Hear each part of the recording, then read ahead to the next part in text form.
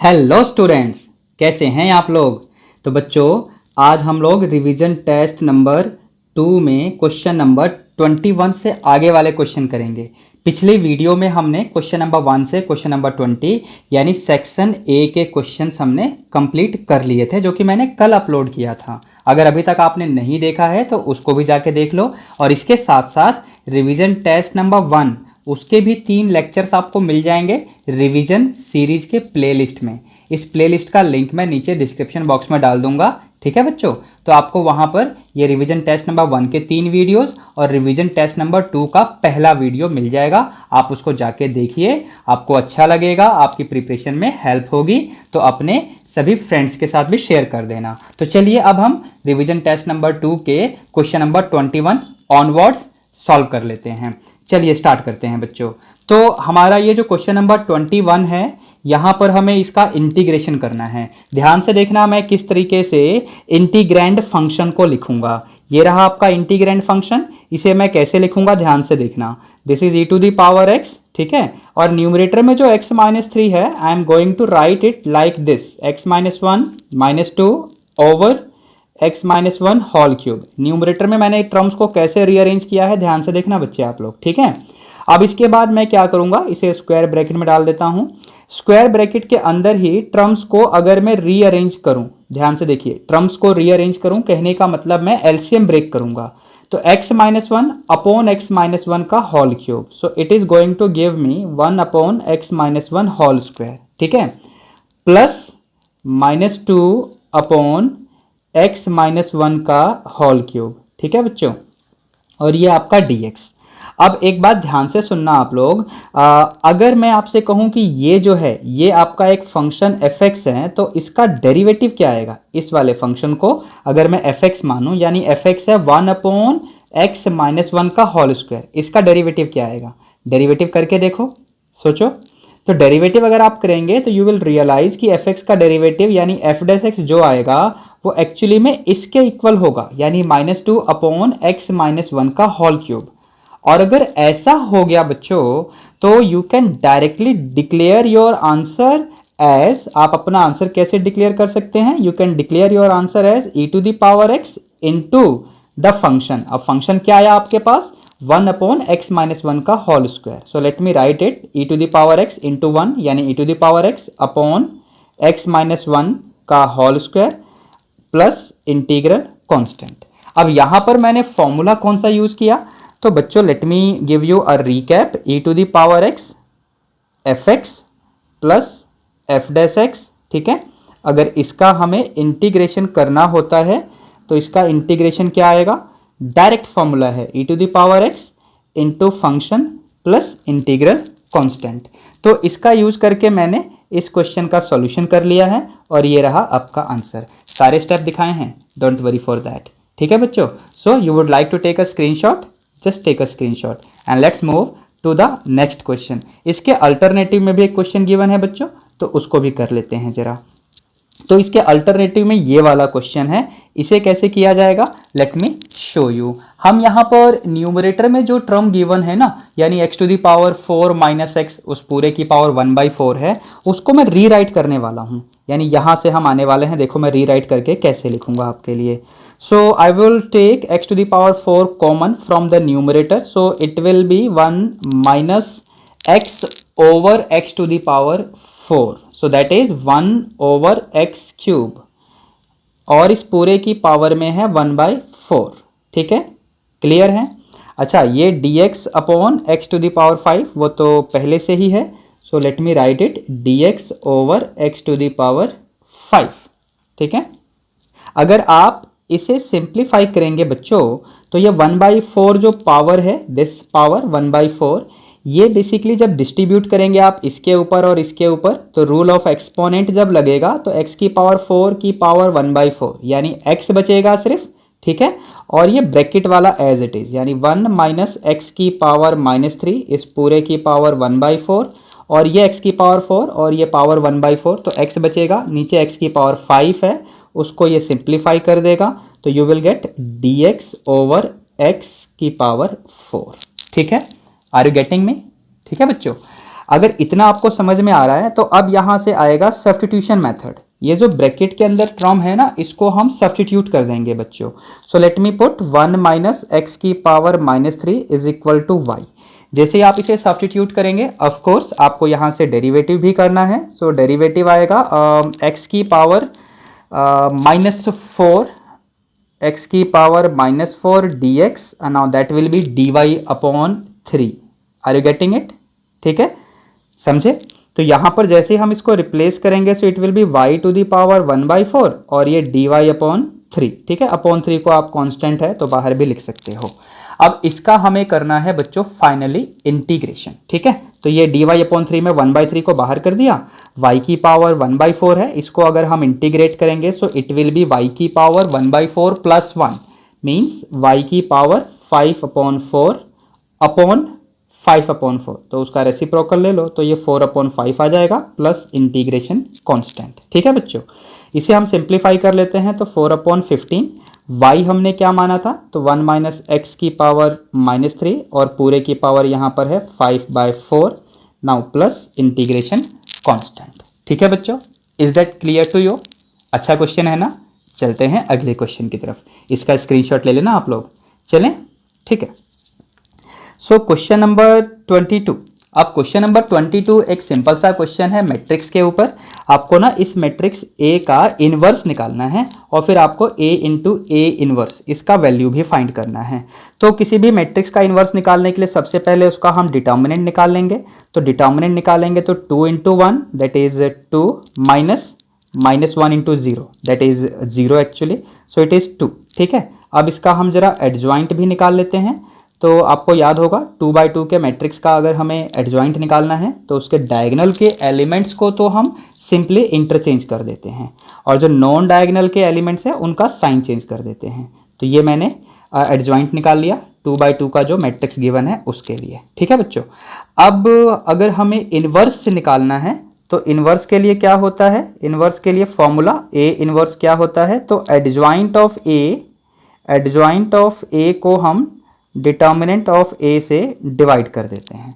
तो यहाँ पर डिटर्मिनेंट ऑफ ए यानी 1/2 से हम आपके मैट्रिक्स को यानी 2 1 0 1, ठीक है, इसको हमने 1/2 इंटू एडजॉइंट ऑफ ए कर दिया, यानी 2 से हमने डिवाइड कर दिया एडजॉइंट ऑफ ए मैट्रिक्स को। 2 यानी डिटर्मिनेंट ऑफ ए, ये रहा, आपको दिख रहा है। ठीक है बच्चों, अच्छा अब इसके बाद हमें सेकंड काम क्या करना है इस क्वेश्चन में, हमें ए इंटू ए इनवर्स करना है, यानी मैट्रिक्स ए और मैट्रिक्स ए के इनवर्स का मल्टीप्लिकेशन करना है। तो ए इनवर्स तो ये रहा और मैट्रिक्स ए तो क्वेश्चन में ही गिवन है, तो दोनों का मल्टीप्लिकेशन करना है। तो चलिए इसको भी कर लेते हैं। तो इसको करने के लिए लेट मी डू यहाँ पर साइड में ए इंटू ए इनवर्स। तो मैट्रिक्स ए क्या है आपका, दैट इज 1 0 -1 2 और ए इनवर्स आपका क्या आ गया, इट इज 1/2, दिस इज 2 0 1 1। अब इसका हमें मल्टीप्लिकेशन करना है बच्चों। ये जो 1/2 बीच में कांस्टेंट है इसको तो आप आगे लिख दो, कहीं भी लिख दो, ठीक है। तो मैंने आगे लिखा और अब यहाँ से मल्टीप्लिकेशन शुरू। तो रो 1 C1 2 1 ज़ा 2 और फिर 0 आएगा प्लस 0, 1 इंटू 1 -1 ही हो जाएगा तो 0 हो जाएगा, ये भी 0 आएगा एंड दिस विल बी 2।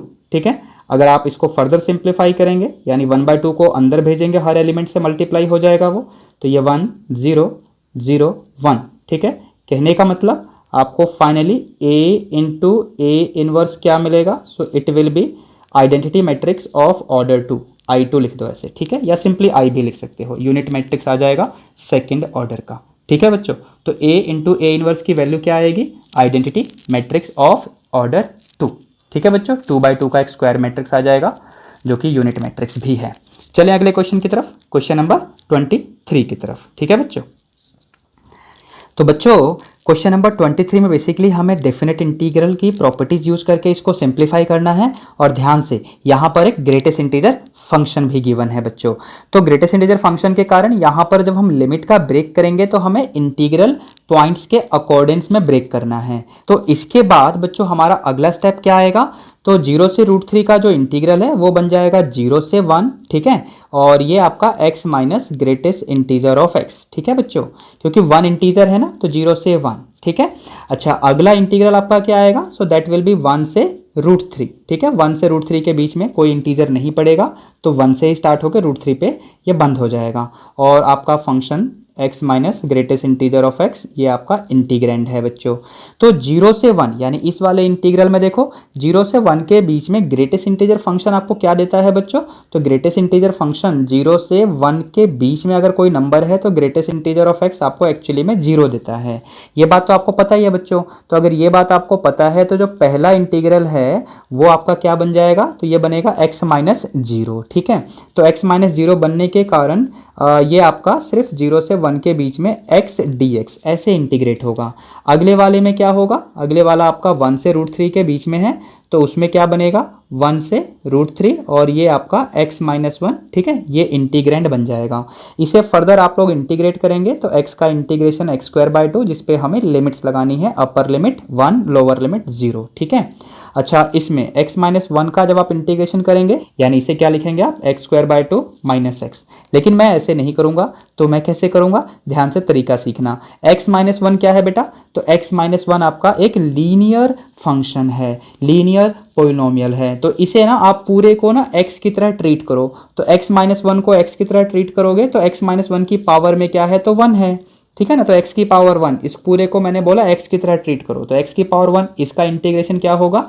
तो x²/2 होगा। तो x माइनस 1 का इंटीग्रेशन क्या होगा? तो x माइनस 1 का whole square upon 2।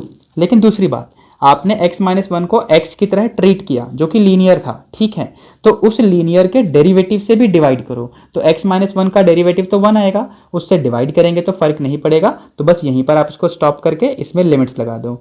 Definite integration में ऐसा काम जब भी करेंगे आपके आंसर पे कोई फर्क नहीं पड़ेगा, क्योंकि ये तो डेफिनेट वैल्यू आने वाली है ना बच्चों, ठीक है। इनडेफिनेट में भी फर्क नहीं पड़ता है, लेकिन वहां पर बाद में फिर हमें कांस्टेंट ऑफ इंटीग्रेशन को थोड़ा सा मॉडिफाई करके एक नया सिंबल यूज करना पड़ता है। सी की जगह के यूज कर सकते हो, where K is equal to C plus another constant, ऐसा कुछ आ जाएगा अगर ये टेक्निक आप इनडेफिनेट में अप्लाई करेंगे तो। अगर आपको नहीं समझ आया तो मुझे कमेंट करके बताना, मैं आप लोगों को री एलोबरेट कर दूंगा एक अलग से फ्रेश क्वेश्चन लेकर कि x माइनस 1 का मैंने जो इंटीग्रेशन किया वो ऐसा क्यों आया, और डेफिनेट या इनडेफिनेट इंटीग्रल में आंसर पे फर्क पड़ता भी है या नहीं पड़ता है, ठीक है। आपको प्रॉपरली एक्सप्लेन कर दूंगा बच्चों में। तो चलते हैं जरा इसको आगे हम प्रोसीड करते हैं। Upper limit minus lower limit, तो अपर लिमिट 1² माइनस 0² छोड़ दो उसे। यहां पर आप डालेंगे so it will be √3 minus 1 whole square upon 2, ठीक है। और अपर लिमिट ये हो गया, और लोअर लिमिट आप करेंगे तो 0² 0 आएगा, छोड़ दो उसे, ठीक है। अब √3 माइनस 1 का होल स्क्वायर ओपन करने के लिए a minus B whole square use कर लो, तो √3 यानी 3 प्लस 1 यानी 4/2 यानी 2 आएगा, प्लस 1/2 यानी 5/2 ये हो जाएगा, -2 √3 a माइनस बी के होल स्क्वायर में आपका -2 √3 भी आएगा ना, तो उसके नीचे आपका 2 आएगा, तो -√3। तो ये आपका फाइनली आंसर हो जाएगा क्वेश्चन नंबर 23 का, ठीक है बच्चों। Is that clear? चलें अगले क्वेश्चन की तरफ। यहाँ कुछ नई चीज़ें भी हुई थी ना, जैसे x माइनस 1 का इंटीग्रेशन करने का एक स्पेशल टेक्निक बताया मैंने आपको, and I am waiting for your comment अगर आपको नहीं समझ आया होगा, ठीक है। चलें 24th क्वेश्चन। तो 24th में क्या है बच्चों, आपसे इसने बोला हुआ है कि what is the equation of tangent to this curve at x equal to -2।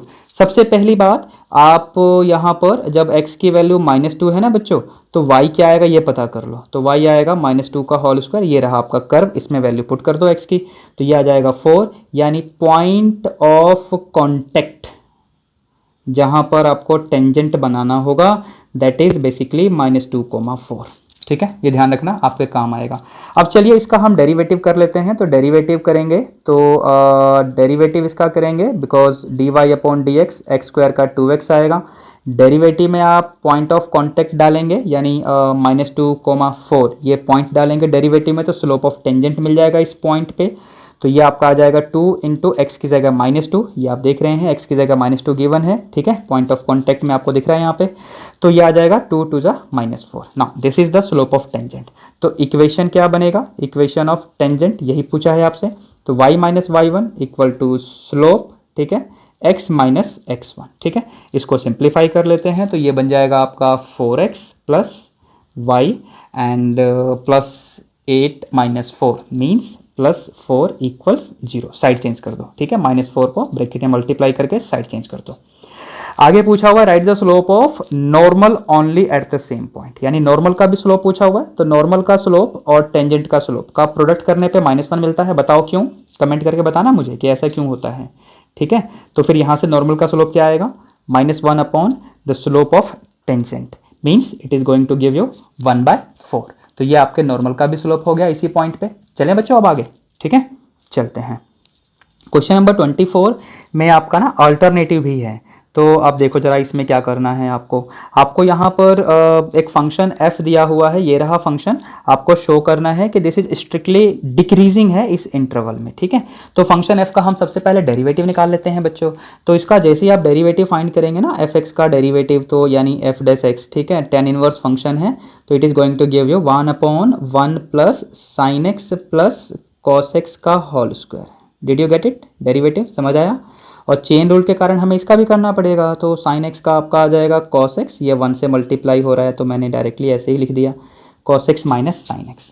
अब एक इंटरेस्टिंग बात सुनना ध्यान से कि डिनोमिनेटर आपका कभी भी नेगेटिव होगा ही नहीं, ये हमेशा पॉजिटिव होगा, क्योंकि sin x plus cos x का होल स्क्वायर है ना, इसलिए ये कभी नेगेटिव तो हो नहीं सकता, और 1 पहले से यहाँ पर ऐड होकर दिया हुआ है, तो यानी डिनोमिनेटर कभी भी नेगेटिव नहीं होगा। तो यानी न्यूमरेटर यहाँ पर डिसाइड करेगा कि डेरिवेटिव का साइन कैसा होगा। तो देखो आपका जो इंटरवल है यानी x belonging to π/4 π/2 open interval, तो इस इंटरवल में आपका जो कॉस फंक्शन है वो बड़ा होता है या साइन फंक्शन का वैल्यू बड़ा होता है, सोचो जरा। तो साइन फंक्शन का वैल्यू बड़ा होता है, कॉस फंक्शन का वैल्यू छोटा होता है, इसलिए cos x minus sin x आपका नेगेटिव होता है। नाउ देयरफॉर आपका जो f' होगा, यहाँ पर आप देख रहे हैं f', मैंने डिनोमिनेटर के बारे में बताया कि वो तो हमेशा पॉजिटिव रहेगा, न्यूमरेटर हमने अभी देखा कि वो नेगेटिव है, तो नेगेटिव अपॉन पॉजिटिव यानी नेगेटिव, तो f' आपका नेगेटिव होगा, इसलिए फंक्शन f आपका स्ट्रिक्टली डिक्रीजिंग फंक्शन आएगा इन द गिवन इंटरवल π/4 से π/2। बात समझ आ रही है, क्लियर है सभी को, ठीक है। डेरिवेटिव नेगेटिव आएगा, इसलिए जो फंक्शन है गिवन इंटरवल में स्ट्रिक्टली डिक्रीजिंग होगा बच्चों। चलिए अगले क्वेश्चन की तरफ, ठीक है बच्चों। क्वेश्चन नंबर 25, अब यहाँ पर एक सिंपल सा क्वेश्चन है, x की पावर sin x, इसका हमें डिफ्रेंशिएशन करना है बच्चों। तो या तो आप दोनों तरफ लॉगरिथम लेके इसका डेरिवेटिव कर दो, या फिर एक तरीका और मैंने बता रखा है, फॉर्मूला देखना ध्यान से, e to the power log of fx, now that is same as fx, ये बात पता है आपको, है ना। तो यहाँ पर ये जो है ना, इसको fx की तरह ट्रीट करो, और अगर आप इसे fx की तरह ट्रीट करेंगे तो आप बड़े आराम से इसको और इजीली डिफ्रेंशिएट कर पाएंगे। देखिए y is equal to x की power sin x, I would like to write it e to the power log of the function, जो भी फंक्शन गिवन है, यानी x की पावर sin x। अब यहाँ पर क्योंकि लॉगरिथम इंट्रोड्यूस हो गया है तो लॉग की प्रॉपर्टी भी आएंगी, तो लॉग की प्रॉपर्टी के कारण we can write it sin x into log x। Log की कौन सी property, log m to the power n क्या होता है, n log m, समझे आप लोग, ठीक है, पावर आगे आ जाता है। तो यहाँ पर x की पावर sin x था, ठीक है, तो sin x आगे आ गया, तो इस तरीके से e की पावर में ये पूरा sin x log x आ गया है मल्टीप्लाई होके, ठीक है। अब यहाँ से हम करेंगे डेरिवेटिव, तो dy अपॉन dx, ठीक है, e वाले का सेम रखो, यानी ऑफ कोर्स e की पावर x का डेरिवेटिव सेम रहता है, लेकिन यहाँ पर लगेगा चेन रूल, तो पावर का भी करेंगे, तो पावर में यानी इसका डेरिवेटिव करोगे तो इसमें लगाना पड़ेगा प्रोडक्ट रूल, तो sin x का बाहर और log x का आपका 1/x, ठीक है ना, और प्लस log x बाहर और sin x का करोगे तो cos x, ठीक है बच्चों। अब ये जो आपका e की power sin x into log x है, basically this was made from here which was made from here, ठीक है। तो ये जो रिवर्स आपको चलना है, फिर से जहां से ये स्टार्ट हुआ था वही लिख दो, यानी x की पावर sin x, ठीक है, और ये ब्रैकेट में sin x into 1/x which is actually sin x upon x। अब ये 1 नहीं होगा, बताओ क्यों नहीं होगा, ठीक है, और ये log x into cos x है या cos x into log x, जैसे मन करे वैसे लिख लो, ये इसका डेरिवेटिव का वैल्यू हो गया बच्चों। क्लियर है सबको, चलें आगे, ठीक है। चलिए क्वेश्चन नंबर 26 यानी सेक्शन बी का लास्ट क्वेश्चन। तो 26 में एक अच्छा सा क्वेश्चन है आपके लिए, क्या बोला हुआ है ध्यान से देखो। इसने दिया हुआ है कि भाई 3 tan inverse x equal to pi है, cot inverse y equal to π/4 है। आपको write the value of x plus y whole square ये बोला हुआ है, ठीक है। यहाँ पर द की स्पेलिंग गलत है, you can correct it yourself, right. चलते हैं आगे। तो देखो बच्चों क्या होगा, सबसे पहले यहाँ से देखो क्या इसका हम सेकेंड स्टेप जब लिखेंगे तो tan inverse x equal to pi by 3। Now that means x equal to tangent of pi by 3. Now tangent of pi by 3 is basically root 3. Similarly अगर मैं cot inverse y को देख रहा हूँ, now that is pi by 4. So can you write y is equal to cotangent of pi by 4 which is actually 1. ठीक है, समझ आया आप लोगों को। तो अब आपसे बोला हुआ है x plus y whole square का वैल्यू पूछने के लिए। तो x आपका √3, y आपका 1, तो √3 प्लस 1 होल स्क्वायर, इसका होल स्क्वायर खोल दो, a स्क्वायर प्लस 2ab प्लस बी स्क्वायर, सिंप्लीफाई कर लो, 4 प्लस 2 √3 यहीं छोड़ दो या 2 कॉमन ले लो तो 2 प्लस √3 ये आपका फाइनली आंसर हो जाएगा इस क्वेश्चन नंबर 26 का। तो बच्चों इसी के साथ सेक्शन बी के सारे क्वेश्चन भी हमने कवर अप कर लिए हैं। अब अगली वीडियो में हम मिलेंगे तो सेक्शन सी के क्वेश्चन करेंगे और फिर सेक्शन डी के क्वेश्चन करेंगे। तो बच्चों अगर आपको ये पूरा लेक्चर सही से समझ में आ गया है तो इस वीडियो को अपने सभी क्लासमेट्स के साथ शेयर करना मत भूलना, वीडियो को लाइक कर देना और चैनल को सब्सक्राइब वो तो बनता है। Thank you.